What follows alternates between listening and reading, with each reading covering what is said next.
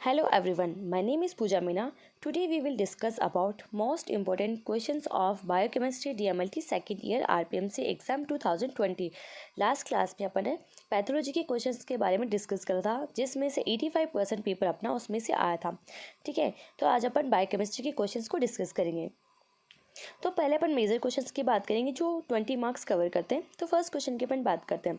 Discuss regulation of blood glucose level, define diabetes mellitus and suggest various investigation done for its diagnosis and monitoring. यानी इस question को भी अपन क्या करेंगे, पहले 3 पार्ट्स पे डिवाइड करेंगे। यानी फर्स्ट में अपन रखेंगे regulation of blood glucose, second में डायबिटीज मेलाइटस को डिफाइन करेंगे एंड थर्ड क्वेश्चन में इसके इन्वेस्टिगेशन को डिफाइन करेंगे। तो आप लोगों को सबसे पहले पता होना चाहिए कि ब्लड ग्लूकोज की जो नॉर्मल रेंज होती है वो क्या होती है। तो उसकी जो नॉर्मल रेंज होती है अपने पास में उसकी जो नॉर्मल रेंज अपने पास में होती है वो होती है अपने पास 70 से लेके 110 मिलीग्राम पर डेसीलीटर होती है। ओके, तो ये आपको पता होना चाहिए एटलीस्ट कि आपको ब्लड ग्लूकोज की नॉर्मल रेंज क्या होती है। उसके बाद में अपन डिस्कस कर पाएंगे, क्योंकि डायबिटीज मेलाइटस में क्या होता है कि जो ब्लड ग्लूकोज होता है वो यूरिन के थ्रू बाहर एक्सक्रीट होता है। तो आपको पता होना चाहिए कि 70 से लेके 110 तक क्या होती है, उसकी नॉर्मल रेंज होती है। अगर वो 180 से ऊपर चली जाती है, ठीक है, डायबिटीज मेलाइटस के केस में होता है वो, तो 180 से अगर ऊपर वो वैल्यू चली जाती तभी क्या होता है, वो यूरिन के थ्रू अपना ग्लूकोज बॉडी के बाहर निकलता है। ठीक है, तो आपको चीज़ पता होनी चाहिए। तो ये था मेरा नॉर्मल इंट्रोडक्शन। अब हम बात करें ग्लूकोज रेगुलेशन की, कि ग्लूकोज कैसे रेगुलेट होता है बॉडी के अंदर। तो ग्लूकोज को रेगुलेशन के लिए 2 हार्मोन मेन रिस्पॉन्सिबल होते हैं। एक होता है अपना इंसुलिन और एक दूसरा होता है अपना पास ग्लूकागोन। इन दोनों हार्मोन्स के नाम आपने सुने होंगे, जो बेसिकली कौन सीक्रेट करता है, अपना पैनक्रियास सीक्रेट करता है। देखो, जब क्या होता है कि हाई ब्लड ग्लूकोज हो जाता है बॉडी के अंदर, ठीक है, ग्लूकोज की वैल्यू बॉडी में बहुत ज़्यादा इंक्रीज हो जाती है, तो अपना जो पैनक्रियास होता है, ठीक है, वो 2 सेल्स उसके पास होती है। आपने सुना होगा अल्फा सेल्स और बीटा सेल्स। तो पैनक्रियास क्या करेगा, बीटा सेल्स के थ्रू इंसुलिन को रिलीज करेगा। ठीक है, जैसे बीटा सेल्स के थ्रू इंसुलिन रिलीज होगा तो इंसुलिन का काम क्या होगा, इंसुलिन का काम होगा कि जो ग्लूकोज के जो मॉलिक्यूल्स है उसको वो अटैच करें अपने साथ में, उसको कंबाइन करे और कंबाइन करने के बाद में उसको कहाँ पे लेके जाए, लीवर के पास लेके जाए। लीवर के पास क्या होगा, जो ग्लूकोज के मॉलिक्यूल्स है वो ग्लूकागोन मॉलिक्यूल में क्या होने लग जाएंगे, स्टोर होने लग जाएंगे लीवर के अंदर। अब जैसे क्या होगा, वापस अपने पास में ग्लूकोज की बॉडी में कमी होगी तो वापस वहाँ पे क्या होगा, जैसे ग्लूकोज की बॉडी में कमी होगी तो जो पैनक्रियास का दूसरा सेल्स है ना, जो अल्फा सेल्स होता है, वो क्या करेगा, ग्लूकागोन रिलीज करेगा। और ग्लूकागोन रिलीज करने के बाद में वो वापस क्या करेगा, नॉर्मल ब्लड ग्लूकोज मेंटेन कर देगा बॉडी के अंदर। सेम वैसे दूसरा जो हार्मोन अपना है ग्लूकागोन, वो क्या करेगा, वो same as it is function करेगा। उसके केस में क्या होता है कि जो अपना ग्लूकोज लेवल है वो बॉडी में क्या होता है, वो कम होता है। वो कम होगा तो पैनक्रियास अगेन क्या करेगा, उसके अल्फा सेल्स को रिलीज़ करेगा। अल्फा सेल्स को रिलीज़ करने के बाद में अल्फा सेल्स क्या करेंगे, लीवर के पास जाएंगे और लीवर के पास जाने के बाद में वो क्या करेंगे, लीवर को सिग्नल देंगे कि आप वहाँ से जो ग्लूकागोन आपने बनाया है उसको वापस ग्लूकोज में कन्वर्ट करो। जैसे ग्लूकोज में वापस वो कन्वर्ट होगा तो वापस क्या हो जाएगा, जो लो ब्लड ग्लूकोज लेवल था अपना, वो क्या हो जाएगा, वापस इंक्रीज हो जाएगा। और इंक्रीज होने के बाद में अगेन वो क्या हो जाएगा, नॉर्मल ब्लड ग्लूकोज में कन्वर्ट हो जाएगा। इस पूरे पाथवे को अपन basically regulation of blood glucose के नाम से जानते हैं। अब सेकंड क्वेश्चन की बात करते हैं, इसमें डायबिटीज मेलाइटस की। तो आपको सबसे पहले इस डिजीज़ की डेफिनेशन आना बहुत ज़रूरी है। तो इस डिजीज़ की डेफिनेशन क्या होती है, it is a disease in which body ability to produce और respond to hormone insulin is affected. यानी बेसिकली क्या होता है इसके अंदर, अपने डायबिटीज मेलाइटस में मैंने आपको समझाया कि इंसुलिन क्या करता है, इन सारी चीज़ों को मेंटेन करता है। हाई ग्लूकोज लेवल होता है, ग्लूकोज लेवल हाई हो चुका है, उसको मेंटेन करने का काम बेसिकली इंसुलिन का होता है। यहाँ पे इंसुलिन जो है वो बहुत ज़्यादा अफेक्ट हो जाता है, इंसुलिन वहाँ पे काम करना बंद कर देता है। इसलिए डायबिटीज मेलाइटस में क्या होता है, ग्लूकोज की लेवल बहुत ज़्यादा हाई हो जाती है। ठीक है, तो इसमें क्या होता है कि एबनॉर्मल मेटाबॉलिज्म हो जाती है अपने कार्बोहाइड्रेट्स की। ठीक है, यानी कार्बोहाइड्रेट मेटाबॉलिज्म क्या हो जाती है, अफेक्टेड हो जाती है। उसके अफेक्ट होने की वजह से क्या होगा, ग्लूकोज की वैल्यू बहुत ज़्यादा इंक्रीज हो जाती है डायबिटीज मेलाइटस में। ठीक है, अब नेक्स्ट क्वेश्चन की अपन बात करें, यहाँ पे इसके इन्वेस्टिगेशंस की बात करते हैं। तो आप जनरली अगर आप लोगों ने कभी आप हॉस्पिटल गए तो वहाँ पे आपने देखा होगा कि इसका इन्वेस्टिगेशन कैसे करते हैं। तो इसके लिए अपन बहुत सारे टेस्ट लगाएंगे। तो फर्स्ट टेस्ट होता है अपने पास फास्टिंग प्लाज्मा ग्लूकोज टेस्ट होता है। ठीक है, सेकेंड होता है अपने पास में ओरल ग्लूकोज टॉलरेंस टेस्ट होता है, जिसको अपन GGT के नाम से भी जानते हैं। एंड नेक्स्ट होता है अपने पास ग्लाइकोलाइटेड हीमोग्लोबिन टेस्ट होता है। ये कॉमन टेस्ट इसके लिए परफॉर्म करे जाते हैं। इन टेस्ट के थ्रू अपन उसकी वैल्यू पहले पता करते हैं कि फास्टिंग में कितनी थी, देन फास्टिंग के बाद में नहीं उसने जैसे मील लिया, खाना खाया, उसके बाद में उसकी वैल्यू कितनी हो गई, तो उनसे कंपेयर करके हमें डायबिटीज़ मेलाइटिस की वैल्यूज़ को फाइंड आउट करते हैं। अब नेक्स्ट इसमें क्वेश्चन पूछा है मॉनिटरिंग, यानी मॉनिटरिंग में क्या होता है, उसको मेंटेन करके रखना है। आप ऑब्वियसली बार बार नहीं जा सकते, उसको कैसे मेंटेन कर सकते हो हॉस्पिटल में, तो उसके लिए बेसिकली ग्लाइकोलाइटेड हीमोग्लोबिन का टेस्ट जनरली परफॉर्म कराया जाता है, जो कि 2 से 3 मंथ के अंदर उसका रेगुलर वैल्यूज़ को चेक करी जाती है कि पेशेंट में कितना इफेक्ट आ रहा है और कितना इफेक्ट नहीं आ रहा है। ठीक है, अब अपन नेक्स्ट क्वेश्चन की बात करते हैं। तो what is jaundice and its type, discuss the various biochemical test for diagnosis of jaundice and their interpretation. सबसे पहले इसको भी सेम अपन पार्ट्स में डिवाइड करेंगे। ठीक है, तो फर्स्ट अपने पास होगा व्हाट इज जॉन्डिस। तो जॉन्डिस क्या होता है, तो जॉन्डिस क्या होता है, जॉन्डिस को कॉमन लैंग्वेज में अपन हिंदी में पीलिया भी बोलते हैं। तो इसकी डेफिनेशन देखते हैं। Jaundice is a medical condition with yellowing of skin और whitish of eyes.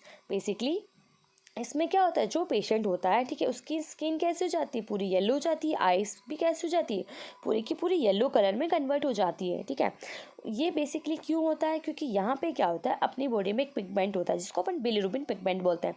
Bilirubin pigment की जो एक्सेस है वो बहुत ज़्यादा बढ़ जाती है। बिलिरुबिन पिगमेंट बॉडी में बहुत ज़्यादा उसकी फॉर्मेशन हो जाती है, उसकी वजह से बेसिकली जॉन्डिस कोज हो जाता है।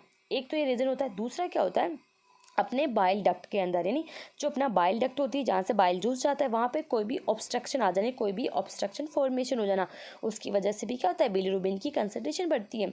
एंड थर्ड अपने पास होता है कि अपनी आरबीसी जो सेल्स होती है बहुत ज़्यादा उनका ब्रेक डाउन हो रहा है। अगर आपने आरबीसी का ब्रेक डाउन पूरा पढ़ा होगा, ठीक है, उसमें अपने एंड प्रोडक्ट के रूप में देखा होगा बिलिरुबिन और बिलिवर्डिन फॉर्मेशन होती है, तो उनकी वजह से भी क्या होता है, अपने पास में बिलिरुबिन की कंसंट्रेशन बहुत ज़्यादा बॉडी में बढ़ जाती है, तो उसकी वजह से क्या होता है, जॉन्डिस कोज होता है। अब इसके टाइप्स की अपन बात करते हैं। तो बेसिकली इसके 3 टाइप्स होते हैं, pre hepatic, hepatic and post hepatic. ये 3 इसके जॉन्डिस होते हैं। ठीक है, 3 टाइप्स होते हैं। अब प्री हिपैटिक की अपन बात करें तो प्री हिपैटिक में क्या होता है, बेसिकली आरबीसी के ब्रेकडाउन की वजह से प्री हिपैटिक कोज होता है। ठीक है, और इसमें क्या होता है, अनकॉन्जुगेटेड बिलिरुबिन की मात्रा बढ़ती है। ठीक है, दो तरह के बिलिरुबिन होते हैं, एक होता है कॉन्जुगेटेड, एक होता है अनकॉन्जुगेटेड।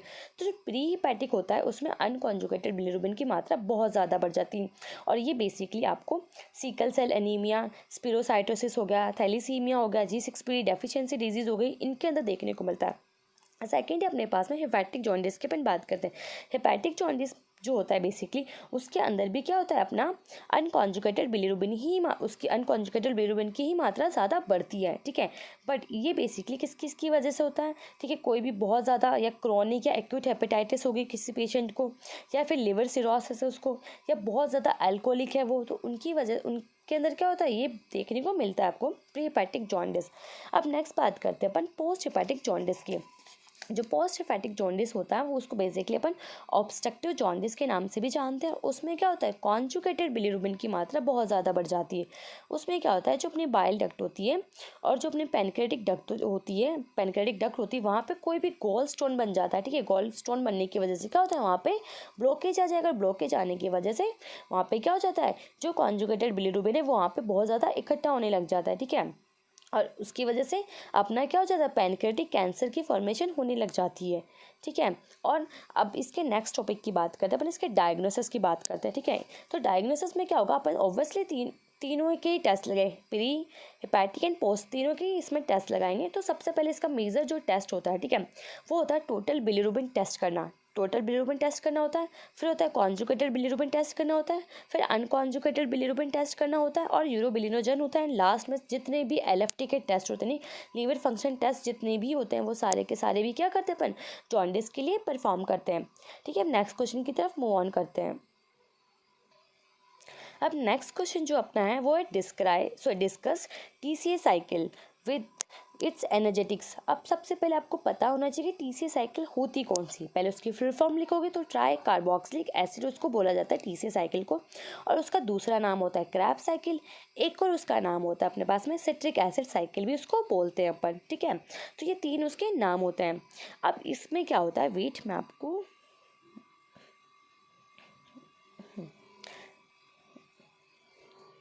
देखो, इसमें क्या होता है, सबसे पहले आपको यहाँ पे नज़र आ रहा होगा, यहाँ पे ये एसिटाइल को ए आपको नज़र आ रहा होगा, ठीक है। ये एसिटाइल को है जो क्या होता है पूरा फाइनली डिक्रीट होके CO2 की फॉर्मेशन करता है, वाटर की फॉर्मेशन करता है, ठीक है। इसमें पूरा कंप्लीट क्या होता है इसका डिग्रेडेशन, जिसको कह सकते हो आप। और ये जो होता है बेसिकली जो अपन जिसकी बात करें पूरा सिट्रिक एसिड साइकिल, ये कहाँ पे परफॉर्म होता है, माइटोकॉन्ड्रियल मैट्रिक्स के अंदर इसकी परफॉर्मेंस होती है। अब साइकिल को समझते हैं कि साइकिल में क्या क्या होता है। देखो सबसे पहले क्या होता है अपने पास में, सबसे पहले एसिटाइल को ए ये बॉडी में आएगा, ठीक है। आने के बाद में ये क्या करेगा, कंबाइन करेगा, किसके साथ सबसे पहले कंबाइन करेगा, ये ऑक्सीलो सक्सिनेट के साथ में सबसे पहले ये कंबाइन करेगा, ठीक है। कंबाइन करने के बाद में ये क्या बनाएगा, साइट्रेट बनाएगा, ठीक है। किस एंजाइम की हेल्प की वजह से, साइट्रेट सिंथेज एंजाइम की हेल्प से पहले क्या बनाया इसने, साइट्रेट बनाया, ठीक है। साइट्रेट बनाने के बाद में इसने एक मॉलिक्यूल को, एक वाटर मॉलिक्यूल इसने रिमूव करा, नेक्स्ट प्रोडक्ट बनाने के लिए सिस एकोनेट इसने बनाया, जो किस एंजाइम की हेल्प से बनाया, एकोसनेट एंजाइम की हेल्प की वजह से इसने बनाया, ठीक है। देन उसके बाद में क्या होता है, सेम साइकिल अपनी पूरी ऐसे चलती है, आइसोसिट्रेट बनाता है, फिर ऑक्सिलोसक्सिनेट बनाएगा, अल्फा ग्लूटारेट बनाएगा, सक्सिनाइल कोएंजाइम बनेगा, फिर सक्सिनेट बनेगा, फ्यूमरेट बनेगा और माइलेट बनेगा। ये पूरी साइकिल ऐसे रिपीट होती है। अब इसकी एनर्जेटिक्स की बात करते हैं तो एनर्जेटिक्स में क्या होता है, पूरी साइकिल के अंदर NADPH बनता है, ATP बनता है। तो टोटल अपन बात करेंगे यहाँ पर सिर्फ वो अपने पास में है, टोटल अपने पास जो बनती है वो 12 ATPs इसके अंदर फॉर्मेशन होती है। अब अपन नेक्स्ट क्वेश्चन की तरफ मूव ऑन करते हैं। हम नेक्स्ट क्वेश्चन जो अपना है वो है डिस्क्राइब हेक्सोमोनोफॉस्फेट शंट, या फिर इसको बोलते हैं pentose phosphate pathway and add note on its significance. इस क्वेश्चन में अपन अच्छे से इसको समझेंगे। सबसे पहले क्या होता है, इसके नाम पे लिखा हुआ हेक्सोमोनोफॉस्फेट शंट, इसका HMP नाम होता है, साथ में इसका एक और नाम होता है पेंटोस फॉस्फेट पाथवे। ये कई बार इस नाम से भी पूछा जाता है और इसको PPP के नाम से बोलते हैं, 3P के नाम से इसको बोला जाता है। इसका एक और नाम है जो यहाँ पे मैंने मेंशन नहीं करा है, बट इसको बोलते हैं फोस्फोग्लूकोनेट पाथवे के नाम से भी इसको अपन जानते हैं। ये एक पाथवे जो बेसिकली किसका अल्टरनेटिव होता है अपने पास, ग्लाइकोलाइसिस प्लस TCA साइकिल का ये अल्टरनेटिव माना जाता है इस पाथवे को, ठीक है। नेक्स्ट अपन बात करेंगे, ये जो पाथवे होता है बेसिकली दो में डिवाइड करा जाता है, फिर यूँ कह सकते हो इसकी दो फेसेस होती है, एक होती है ऑक्सीडेटिव फेस और दूसरी होती है अपने पास में नॉन ऑक्सीडेटिव फेस। तो वो उतना डिटेल में अपन नहीं जाएंगे, अपन सिर्फ पाथवे को एक बार देखेंगे। तो वो आप यहाँ से पाथवे आपको इजीली समझ में भी आ रहा होगा। सबसे पहले क्या अपने पास ग्लूकोज 6 फॉस्फेट है जो किस में कन्वर्ट हुआ हुआ अपने पास में, ग्लूकोज फॉस्फोग्लूकोनेट एसीटोन में कन्वर्ट हुआ हुआ है, देन ग्लूकोज देन 6 फॉस्फोग्लूकोनेट में कन्वर्ट हुआ हुआ है, देन राइबोस 5 फॉस्फेट में कन्वर्ट हुआ। तो ये पाथवे आप यहाँ से रीड ऑन कर सकते हो, स्पेशली इस पाथवे को जरूर पढ़ना है। ये पाथवे एज इट इज़ आपको जो साइकिल यहाँ पे दिख रही है उसको समझा के आना है, ठीक है। अब इसके सिग्निफिकेंस की बात करते हैं जो कि मोस्ट इंपॉर्टेंट है, क्योंकि आप यहाँ से पाथवे तो लर्न कर लोगे लेकिन सिग्निफिकेंस मोस्ट इंपॉर्टेंट है। तो सिग्निफिकेंस की बात करते हैं, ये जो पाथवे बेसिकली सबसे ज़्यादा आपको देखने को मिलता है फैटी एसिड साइकिल के अंदर, ट्राइग्लिसरॉल में मिलता है, स्टेरॉइड्स के अंदर मिलता है। देन मोस्ट इंपॉर्टेंट क्या होता है, इस पाथवे के अंदर जो पेंटोस शुगर होती है उसकी फॉर्मेशन होती है, ठीक है। पेंटोस शुगर की फॉर्मेशन होती है, ठीक है। देन ये जो पाथवे है वो क्या करता है, बेसिकली जो मेजर काम करता है अपना जो ग्लूकोज की फॉर्मेशन होती है, ठीक है। ग्लूकोज कहाँ से बनता है, ऑब्वियसली प्लांट बनाते हैं, यानी ग्लूकोज मेनली प्लांट के वहीं से बन के आता है अपने पास में, ठीक है। क्योंकि वहाँ से क्या होता है, फोटोसिंथेसिस होता है, फोटोसिंथेसिस के थ्रू प्लांट क्या करते हैं, CO2 को लेते हैं और ग्लूकोज की फॉर्मेशन करते हैं, ठीक है। देन उसके बाद में इस कि जितने भी पूरा पाथवे आप अच्छे से उसको लर्न करना, उसको समझना, उसको पढ़ना। अब नेक्स्ट क्वेश्चन की तरफ हम मूव ऑन करते हैं। अपन नेक्स्ट क्वेश्चन की बात करते हैं, describe various semi automatic and fully automatic analyser used in biochemistry laboratory, suggest the merits and demerits of automation of the laboratory. ये क्वेश्चन बहुत इंपॉर्टेंट है, ये एग्जाम में डेफिनेटली आ सकता है, आप इसको अच्छे से पढ़ना, ठीक है। तो सबसे पहले अपन बात करेंगे सेमी ऑटोमेटिक एनालाइजर्स की अपन बात करेंगे, ठीक है। तो पहले ये तो पता होना चाहिए कि सेमी ऑटोमेटिक एनालाइजर्स का काम क्या होता है। तो सेमी ऑटोमेटिक एनालाइजर्स होते हैं वो जनरली क्या होता है, कंटिन्यूस फ्लो के अंदर यानी कंटिन्यूस फ्लो ऑफ वाटर के अंदर वर्क नहीं करते, ये इनका प्रिंसिपल होता है, ठीक है, सेमी ऑटोमेटिक एनालाइजर का, कि वो generally continuous flow of water के अंदर वर्क नहीं करते हैं, ठीक है। देन उनके अंदर आपको ऑब्वियसली यानी जो भी वर्कर वहाँ पे जो लैब में काम करता है वही क्या करता है वहाँ पे, उसमें जो सैंपल यानी सैंपल अपने पास आता है, रिएजेंट आपको खुद को ऐड करना पड़ेगा वहाँ पे। और कई बार प्रॉपर कंटेंट ऐड ना होने की वजह से भी क्या होता है अपने पास में प्रॉपर तरीके से अपने पास रिजल्ट नहीं आ पाता है। ठीक है, दूसरी उसमें क्या होता है, मैनुअल एरर बहुत ज़्यादा होती है, क्योंकि सारा काम या तो आधा काम तो मशीन परफॉर्म करे, आधा काम जो है वहाँ पे वर्कर वो परफॉर्म करता है, उसकी वजह से उसमें क्या होता है, मैनुअल एरर्स आ सकती है। ठीक है, और सैम्पल का रिजल्ट भी अपने पास एक्यूरेट नहीं आता है। ठीक है, अगर वहाँ पे ऑब्वियसली उसमें कोई, अगर वहाँ पे पेशेंट कहीं जो वर्कर है वो कहीं चला गया है, तो जो सैंपल उसने लगाया है वो वहाँ पे रह जाएगा, तो उसकी वजह से बहुत ज़्यादा डिसएडवांटेजेस होते हैं। ठीक है, नेक्स्ट बात करते हैं अपने फुल्ली ऑटोमेटिक एनालाइजर्स की। जो फुल्ली ऑटोमेटिक एनालाइजर्स होते हैं उनमें क्या होता है, बेसिकली उनका जो प्रिंसिपल होता है वो होता है कि continuous flow of water, in continuous flow of water में वो काम करते हैं। ठीक है, उनके अंदर जो मशीन है, पूरा वर्क मशीन ही करेगी, सिर्फ आप सैंपल्स को आपको मशीन के अंदर इंसर्ट करना होगा। ठीक है, सारा रिएजेंट लेने का काम भी मशीन ही करती है, मशीन ही रिएजेंट लेगी, वही सारा प्रॉपर तरीके से कंटेंट ऐड करेगी, 1:1 वो खुद ही ऐड करेगी, उसमें एरर के सबसे कम चांसेस होते हैं। ठीक है, रिजल्ट भी बहुत ज़्यादा अप्रॉक्स अपने पास में आता है, और बेसिकली आपको कोई भी लेबर या कोई भी वर्कर की नीड नहीं होती। बट उसमें सबसे बड़ी प्रॉब्लम बस यही है कि अगर आप फुल्ली ऑटोमेटिक मशीन पे वर्क कर रहे हो, इन ए केस वहाँ पे लाइट चली जाती है तो फुल्ली ऑटोमेटिक मशीन रुक जाएगी, जो सैंपल था बहुत टाइम तक उसमें फंसा रह जाएगा, फिर जो रिजल्ट्स आएंगे वो बहुत ज़्यादा गलत रिजल्ट्स आते हैं। इसीलिए जो अपने पास ऑटोमेशन का यही सिर्फ डिसएडवांटेजेस होता है। अगर उसके डिसएडवांटेजेस की बात करें तो यही है कि अगर वहाँ पे अपने पास में इलेक्ट्रिसिटी नहीं होती है, तो इलेक्ट्रिसिटी ना होने की वजह से जो सैंपल है वो अंदर रह जाएगा, और लॉन्ग ड्यूरेशन तक इलेक्ट्रिसिटी नहीं आई तो फिर सैंपल डिग्रेडेट हो जाता है अपना। अब नेक्स्ट क्वेश्चन की अपन बात करते हैं, complete urine analysis. Complete urine analysis आपके 5 मार्क्स में भी आ सकता है, 20 मार्क्स में भी आ सकता है, या 10 मार्क्स में भी आ सकता है। ये क्वेश्चन कैसे भी पूछा जा सकता है, और बायोकेमिस्ट्री के लिए मोस्ट इंपॉर्टेंट क्वेश्चन है। ठीक है, आप वीडियो को पूरा देखें, उसको बिल्कुल भी स्किप ना करें, क्योंकि बहुत सारी चीज़ें इसमें ऐसी होगी जो आप स्किप कर दोगे तो वो आपके हाथ से निकल जाएगी। ठीक है, तो सबसे पहले अपन इसकी कंपोजिशन की बात करेंगे, यूरिन का कंपोजिशन क्या होता है। ठीक है, बाकी मैं आपको पूरा कंप्लीट डिटेल में नहीं बताऊंगी, बस कुछ कंटेंट ही मैं आपको समझा पाऊंगी। ठीक है, वॉल्यूम होती है बेसिकली 600 से 2000 ml इसकी अपन वॉल्यूम कंसिडर करते हैं। स्पेसिफिक ग्रेविटी होती है 1.003 से लेकर 1.030 होती है। नहीं, आप उसका नॉर्मल सबसे पहले कंपोजिशन लिखोगे, कंपोजिशन लिखने के बाद में इसका फिजिकल एग्जामिनेशन मेंशन करोगे, देन उसके बायोकेमिकल टेस्ट मेंशन करोगे। आपको जब बायोकेमिस्ट्री के अंदर आपसे यूरिन पूछा जाता है तो आपको माइक्रोस्कोपिक मेंशन करने की नीड नहीं होती है, इस बात पे ध्यान दें। माइक्रोस्कोपिक आपको नहीं लिखना है, आपको सिर्फ बायोकेमिकल और फिजिकल मेंशन करना होता है। ठीक है, बायोकेमिकल में आप सारे टेस्ट लिखोगे, ग्लूकोज हो गया, कीटोन हो गया, ब्लड हो गया, ये सारे टेस्ट आपको मेंशन करने होते हैं। ठीक है, अब नेक्स्ट क्वेश्चन की अपन बात करते हैं। तो सबसे पहले इसमें बात करेंगे अपन आरएफटी की। तो आरएफटी की सबसे पहले अपने पास फुल फॉर्म होनी चाहिए, तो रीनल फंक्शन टेस्ट उसको बोलते हैं, और एलएफटी को अपन लीवर फंक्शन टेस्ट के नाम से जानते हैं। तो अब सबसे पहले अपन आरएफटी की बात करें। जो आरएफटी आपने इसके नाम से क्लियर हो चुका है अपने पास में, ये क्या है, अपने पास रीनल फंक्शन टेस्ट की बात करने वाला है। ठीक है, तो रीनल फंक्शन मतलब किडनी के टेस्ट की बात होने वाली है। अब ठीक है, अभी थोड़ी देर मैंने आपको यूरिन के बारे में समझाया था। यूरिन बेसिकली क्या होता है, अपने किडनी से रिलेटेड होता है, यानी वहाँ पे आप कोरिलेट करके देखिए, वहाँ पे तो बेसिकली सारे कॉमन टेस्ट लगाएंगे अपन, यानी अपन को यूरिन अपने को सारे टेस्ट लगाने, वहाँ पर चेक करना होगा कि बिलिरुबिन है नहीं है, बाइल पिगमेंट्स है नहीं है, तो वो सारे कॉमन टेस्ट लगाएंगे। बट मेनली एलएफटी के अंदर अपन क्या करेंगे, जितने भी क्लियरेंस टेस्ट अपने पास होते हैं। ठीक है, अब आपने यूरिया क्लियरेंस टेस्ट सुना होगा, ठीक है, साथ में यूरिन कंसंट्रेशन टेस्ट सुना होगा, ये सारे जितने भी कंसंट्रेशन टेस्ट है, जितने भी क्लियरेंस टेस्ट होते हैं, वो सारे आपको परफॉर्म करने होंगे वहाँ पे। नेक्स्ट अपन बात करते हैं अपने एलएफटी की। तो liver function test, liver function test के लिए अपन सबसे पहले क्या लगाएंगे, बिलिरुबिन टेस्ट लगाएंगे, जो मैं आपको अभी जॉन्डिस में समझाया था।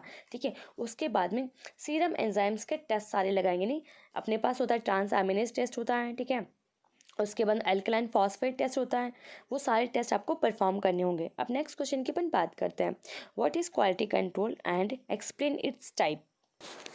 अब देखो, क्वालिटी कंट्रोल का मतलब क्या है कि क्वालिटी और कंट्रोल, यानी क्वालिटी मतलब बेस्ट से बेस्ट आपको रिजल्ट दे सके। ठीक है, उसको कंट्रोल में करके रखना, उसको क्वालिटी कंट्रोल अपन जनरली समझ सकते हैं नॉर्मल लैंग्वेज में। ठीक है, उसको क्यूसी भी बोलते हैं।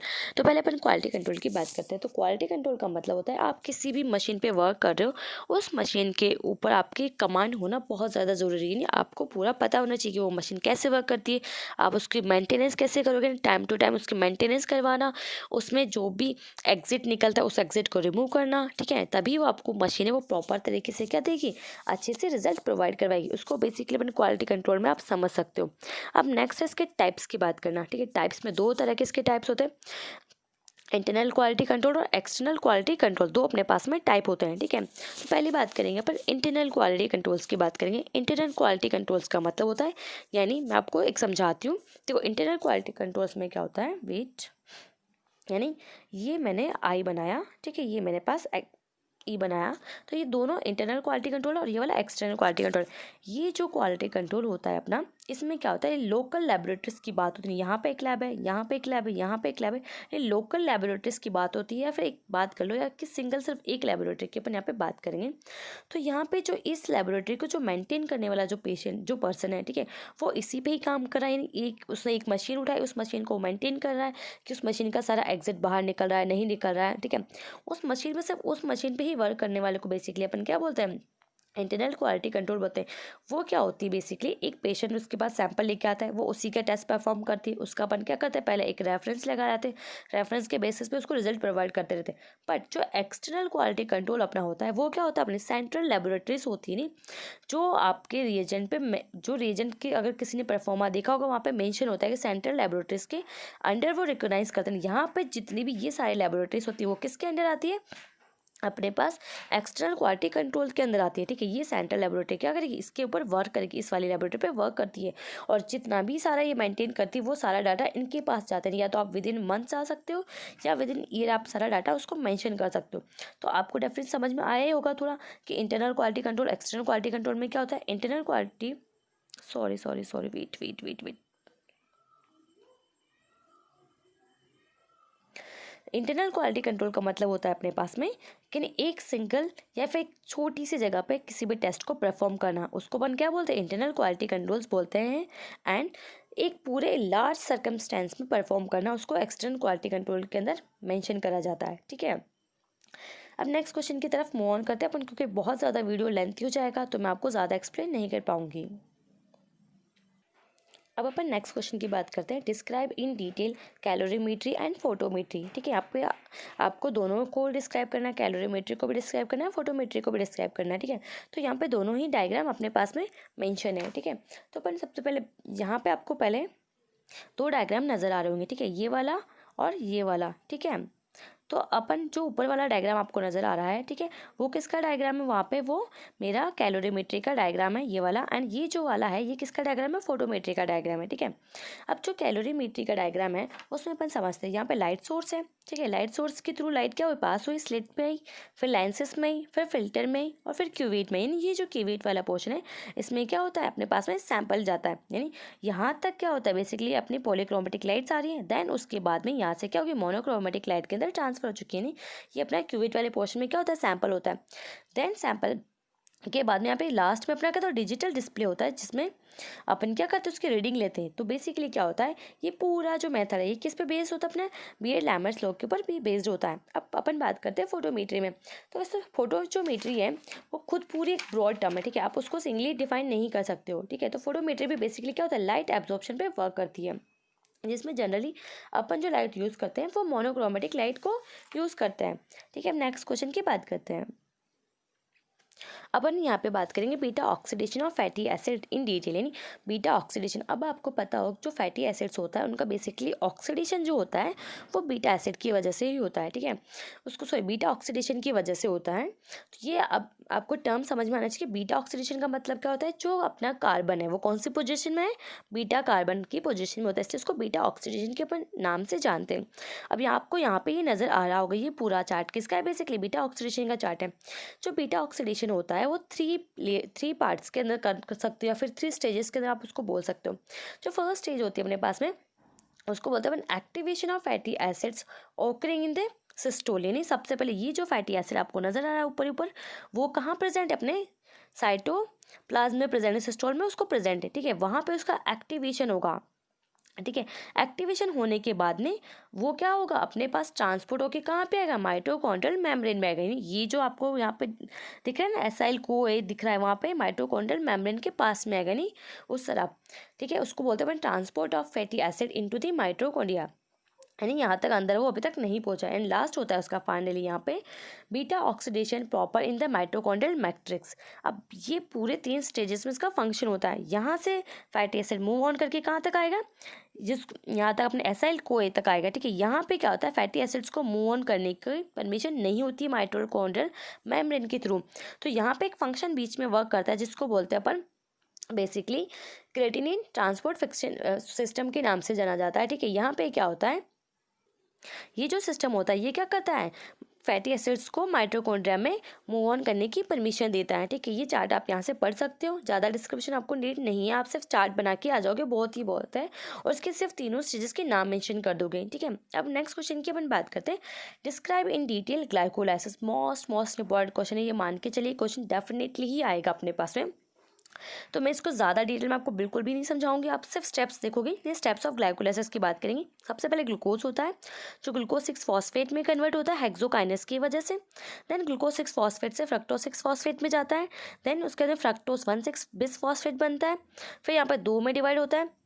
देन उसके बाद में 1,3 बिस फॉस्फोग्लिसरेट बनता है। ऐसे पूरा करके अपने पास में लास्ट में फाइनल पायरेट बनता है, ठीक है। इसको अपन बेसिकली क्या बोलते हैं, ग्लाइकोलाइसिस पाथवे बोलते हैं, ठीक है। अब नेक्स्ट क्वेश्चन की अपन बात करते हैं।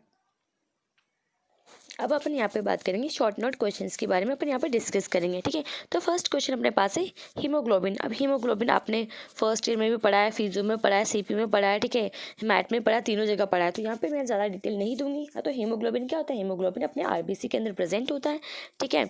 आप अगर ये अपने 10 मार्क्स में आपके पास ये आता है तो आपको इसके स्ट्रक्चर मेंशन करनी होगी, फिर इसके फंक्शंस लिखने होंगे।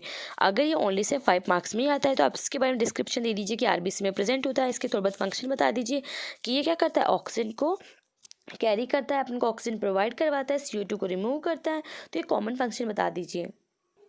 अब नेक्स्ट क्वेश्चन है अपने पास में कीटोसिस, ठीक है।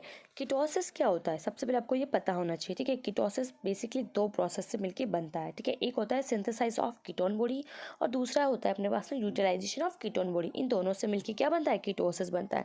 अब क्या होता है कि आपकी बॉडी के अंदर यानी यूटिलाइजेशन ज़्यादा हो रहा है, ठीक है, किसके कंपेयर में, सिंथेसिस के कंपेयर में, तो उसको बोलते हैं अपन कीटोनीमिया के नाम से जाना जाता है, ठीक है। नेक्स्ट क्या है अपने पास में, प्रोडक्शन बहुत ज़्यादा हो रहा है कीटोन बॉडीज का कंपैरेटिवली यूटिलाइजेशन की, उसको बोलते हैं अपन कीटोनूरिया। अब जो कीटोनीमिया प्लस कीटोनूरिया है, ठीक है, उन दोनों टर्म को साथ में क्या बोलते हैं अपन, कीटोसिस के नाम से जानते हैं, ठीक है। समझ में आया, 2 प्रोसेस से मिलके बना है, synthesis of ketone body and होता है यूटिलाइजेशन ऑफ कीटोन बॉडी। उन दोनों से मिलके क्या बनता है, कीटोसिस बनता है, ठीक है। अब उसके लिए 2 डिजीज का नाम होना जरूरी, कीटोनीमिया एंड कीटोनूरिया, ठीक है। अब नेक्स्ट क्वेश्चन की अपन बात करते हैं, ग्लाइकोलाइटेड हीमोग्लोबिन। इसको अपन एक नाम से और जानते हैं, HbA1c के नाम से जाना जाता है। एक नाम इसका और है GHB के नाम से जाना जाता है।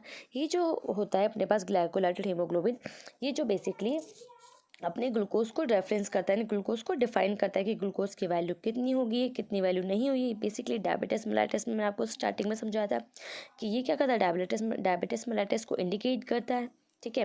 इसके बारे में आप ज़्यादा डिटेल में नहीं देखेंगे। अब नेक्स्ट क्वेश्चन की अपन बात करेंगे।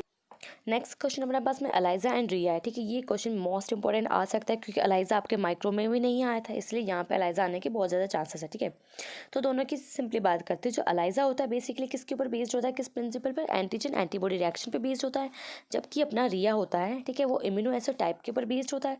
अब दोनों ही मेथड कैसे होते हैं, एंटीजन एंटीबॉडी रिएक्शन पे बेस्ड होता है, ठीक है।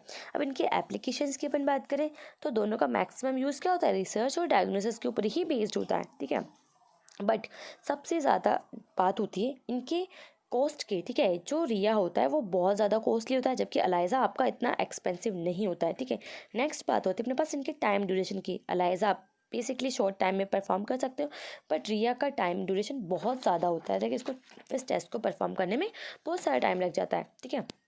अब नेक्स्ट बात करते हैं पर नेक्स्ट क्वेश्चन की, लिपिड प्रोफाइल्स, ठीक है। लिपिड प्रोफाइल्स बहुत इंपॉर्टेंट क्वेश्चन है। इसमें आपके जितने भी लिपिड्स के सारे टेस्ट वो सब इन्वॉल्व हो जाएंगे, यानी टोटल कोलेस्ट्रॉल हो जाएगा अपने पास में, लो डेंसिटी लिपोप्रोटीन हो जाएगा, ट्राइग्लिसरॉल हो जाएगा, ठीक है, वेरी लो डेंसिटी लिपोप्रोटीन आ जाएगा, और लास्ट में काइलो माइक्रोन्स अपने पास में आ जाएगी। नहीं, पाँचों के पाँचों सारे टेस्ट इसके अंदर आ जाएगा। आपको पूरा एक्सप्लेन करना होगा, पूरा लिपिड प्रोफाइल टोटल करना होगा, HDL करना होगा, LDL करना होगा, ट्राइग्लिसरॉल करना होगा, सारे के सारे ही परफॉर्म करने होंगे अब, ठीक है।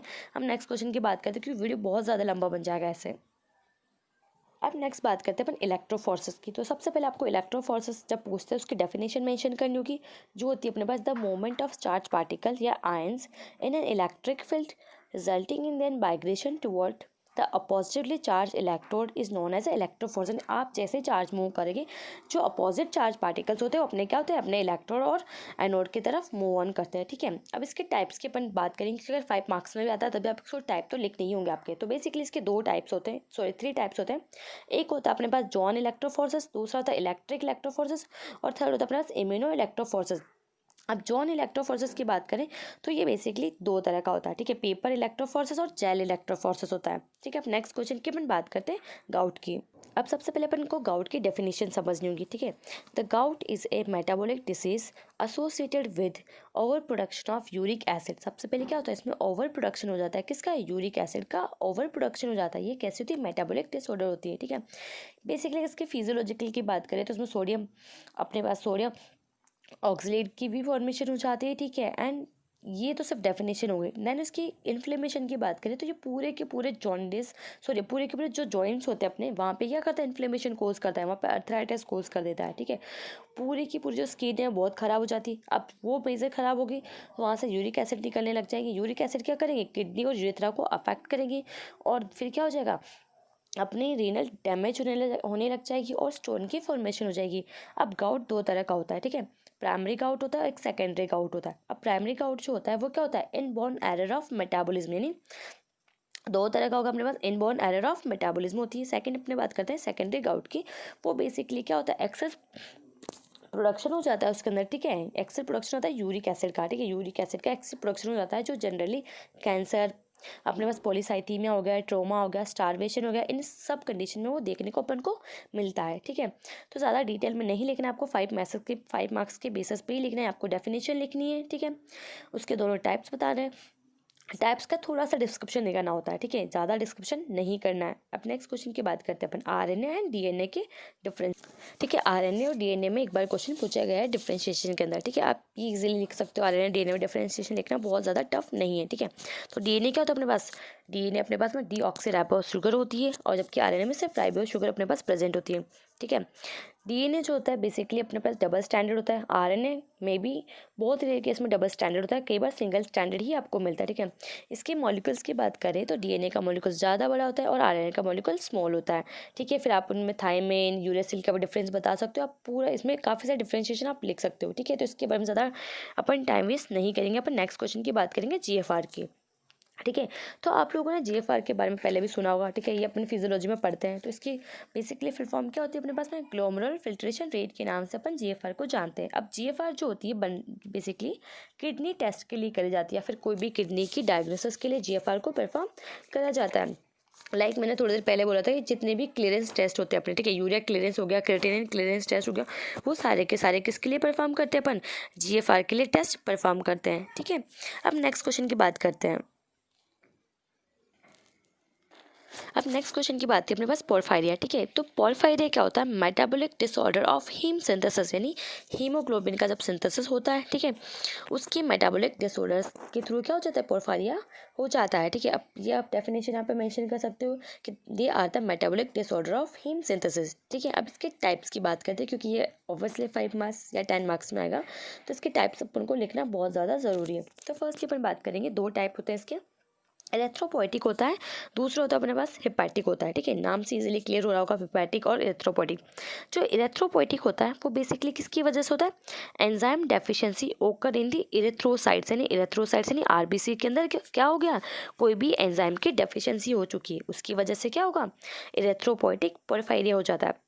अब दूसरा अपने पास हिपैटिक, यानी एंजाइम डिफेक्ट लाई इन दी लीवर, यानी अपनी लीवर के अंदर कोई भी क्या हो चुका है, एंजाइम का डेफिशिएंसी हो चुकी है, या फिर कोई भी एंजाइम वहाँ पे वर्क नहीं कर रहा है, तो वो सारा किस में आता है अपने पास में, हेपेटिक पोरफायरिया के अंदर आता है। ठीक है, तो ये 2 मेजर चीज़ यहाँ पे अपने इनके बारे में लिखेंगे। अब नेक्स्ट क्वेश्चन की अपन बात करते हैं, इन सबको ज़्यादा डिटेल में नहीं लेंगे क्योंकि टाइम बहुत ज़्यादा हो चुका है। ठीक है, तो एटलीस्ट आपको मैक्सिमम क्वेश्चन कवर करने की कोशिश करनी है ताकि आप अच्छे से सिलेबस रिवाइज कर सको। ठीक है, तो नेक्स्ट क्वेश्चन अपने पास में जी जीजीटी। अब जीजीटी की फुल फॉर्म जानना बहुत ज़रूरी है, जिसके टेस्ट के बारे में मैंने थोड़ी देर पहले आपको समझाया था, नहीं, ग्लूकोज टॉलरेंस टेस्ट उसको बोला जाता है। ठीक है, ये भी बेसिकली अपने पास डायबिटीज मेलाइटिस के लिए करा जाता है। ठीक है, इस पे अपन बेसिकली वही देखते हैं कि जो ग्लूकोज अपनी बॉडी में कितना यूटिलाइज हो रहा है, कितना यूरिन के थ्रू बाहर एक्सक्रीट हो रहा है, वो सारा क्राइटेरिया रख के अपन जीजीटी को परफॉर्म करते हैं। ये most important question at least 5 marks में आ सकता है, तो आप इसको अच्छे से पढ़ के जाना। तो याद रखना सिर्फ किसके लिए करते हैं अपन जनरली, ये अपन डायबिटीज मेलाइटिस के लिए करते हैं। बहुत ज़्यादा सेंसिटिव टेस्ट होता है ये। ठीक है, जो अपनी बॉडी में ग्लूकोज लेवल को मेज़र करता है। ठीक है, अब इसके क्या होता है कि 3 ग्लूकोज टाइप से आप कर सकते हो। कुछ लोग standard oral glucose tolerance test के थ्रू करते हैं इसको।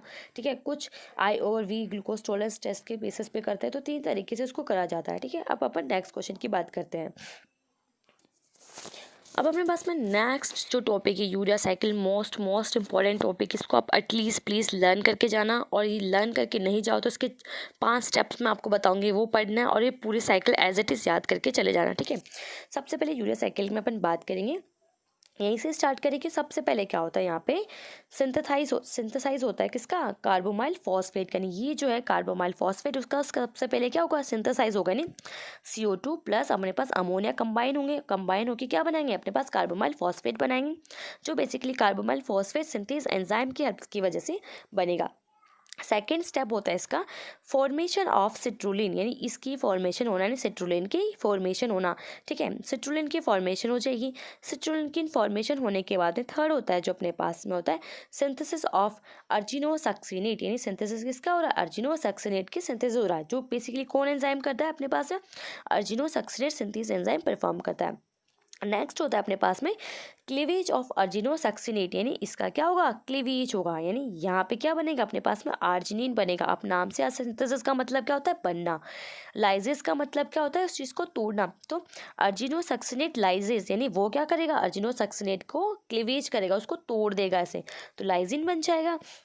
अब लाइजिन बनने के बाद में क्या होगा, नेक्स्ट अपने पास में क्या होगा, फॉर्मेशन ऑफ यूरिया। ये 5 स्टेप्स यानी फॉर्मेशन ऑफ यूरिया, यानी इस लाइजिन से क्या हुआ, अपने पास ऑर्थनिन बना। ऑर्थनिन बनने के लिए किसने हेल्प करी, अपने पास आर्जिन एंजाइम ने हेल्प करी। और आर्जिन एंजाइम जैसे हेल्प करता है तो वाटर का एक मॉलिक्यूल एंटर होता है। ठीक है, और यूरिया बाहर निकल जाता है। तो ये पूरी साइकिल इन 5 स्टेप होती है।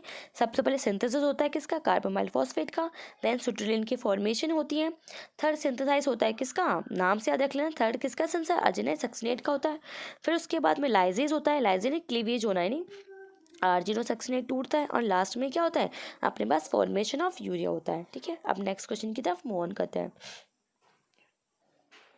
नेक्स्ट क्वेश्चन अपने पास composition of CSF and biochemical test done in CSF analysis and with their significance. सबसे पहले इसके कंपोजिशन की बात करेंगे। एज इट इज़ क्वेश्चन को अपन ब्रेक करके आंसर लिखा करो। आप जब भी आंसर लिखते हो क्वेश्चन को ब्रेक करके आंसर लिखना चाहिए।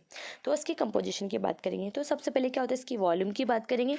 तो वॉल्यूम अपने पास में होती है कितनी, 100 से 150 मिलीग्राम होती है। ठीक है, अडल्ट के अंदर जनरली। अब इसकी अपीयरेंस की बात करें तो बिल्कुल क्लियर होता है। ठीक है, इसकी अपीयरेंस कैसी होती है, बिल्कुल ही क्लियर होती है। ठीक है, क्लियर के साथ में कोई भी क्लाउडनेस नहीं होता है। इसका कलर भी कैसा होता है, बिल्कुल क्लियर होता है। कोई भी उसमें क्या होती है, कोई भी क्लॉट फॉर्मेशन नहीं होती है। अब इसकी ग्लूकोज वैल्यू की बात करें तो वो अपने पास में 45 से लेके 80 मिलीग्राम पर डेसीलीटर होती है, जो जनरली हमेशा याद रखना किससे कम होती है, अपने पास ब्लड से कम होती है। अभी आपको याद होगा मैंने ब्लड की वैल्यू यहाँ पे लिखवाई थी 70 से 110 मैंने आपको लिखवाई थी। तो इसकी क्या होती है अपने पास में, 45 से लेके अपने पास में 80 होती है, यानी ये ब्लड वाली से क्या होगा, हमेशा कम होगा। ठीक है, इसकी जो वैल्यू होती है वो ब्लड वाली से हमेशा कम होगी। ठीक है, अब नेक्स्ट इस पे बात करते हैं अपन इसके प्रोटीन वैल्यूज़ की। जो प्रोटीन कंटेन होता है इसका वो 15 से 45 मिलीग्राम पर डेसीलीटर होता है। ठीक है, और नेक्स्ट इसमें जो बिलिरुबिन होता है वो इसमें एब्सेंट होता है, क्योंकि मैंने आपको अभी बोला इसके कोई कलर नहीं होता है, पूरा कैसा होता है, कलरलेस होता है। ठीक है, जैसे ब्लड में क्या होता है, उसमें हीमोग्लोबिन होता है तो उसका कलर कैसा होता है, रेड होता है। यहाँ पे कोई कलर नहीं होता है। अब इसके बायोकेमिकल टेस्ट की बात करते हैं। ठीक है, बायोकेमिकल टेस्ट की अपन बात करें तो उसमें वही आएंगे अपने पास में, सेम ग्लूकोज डिटर्मिनेशन करना, क्लोराइड डिटर्मिनेशन करना, प्रोटीन डिटर्मिनेशन करना, वो सारे टेस्ट होंगे। ठीक है, अब अपन नेक्स्ट क्वेश्चन की बात करते हैं क्योंकि बहुत लंबा वीडियो होने वाला है। Constituents of gastric juice. Gastric juice की बात करें तो बेसिकली जो गैस्ट्रिक जूस होता है वो कहाँ पे प्रेजेंट होता है, अपने म्यूकोसा में प्रेजेंट होता है, अपने इंटेस्टाइन में प्रेजेंट होता है, ठीक है। अब यहाँ पे इसके कंस्टिट्यूएंट की बात पूछी तो अपन सिर्फ डायरेक्टली डाटा पे बात करेंगे। ये 90.45% क्या होता है इसमें, वाटर होता है। ओनली 0.55% क्या होता है इसमें, सॉलिड्स होते हैं। उन सॉलिड्स के अंदर अपने पास ऑर्गेनिक सॉलिड्स आ जाएंगे, इनऑर्गेनिक सॉलिड्स आ जाएंगे। अब ऑर्गेनिक सॉलिड्स की बात करते हैं पहले। एंजाइम होगा अपने पास, पेप्सिनोजन होगा, म्यूसिन होगा, ठीक है, गैस्ट्रिन होगा, इंट्रिंसिक फैक्टर्स होंगे अपने पास, लाइजोजाइम होंगे, ये सारे ऑर्गेनिक होते हैं। अब इनऑर्गेनिक की बात करें तो HCl होगा, NaCl होगा, ठीक है, कैल्शियम फॉस्फेट होगा, मैग्नीशियम फॉस्फेट होगा, बाइकार्बोनेट्स होगा, ये सारे के सारे क्या होंगे वहाँ पे प्रेजेंट होंगे।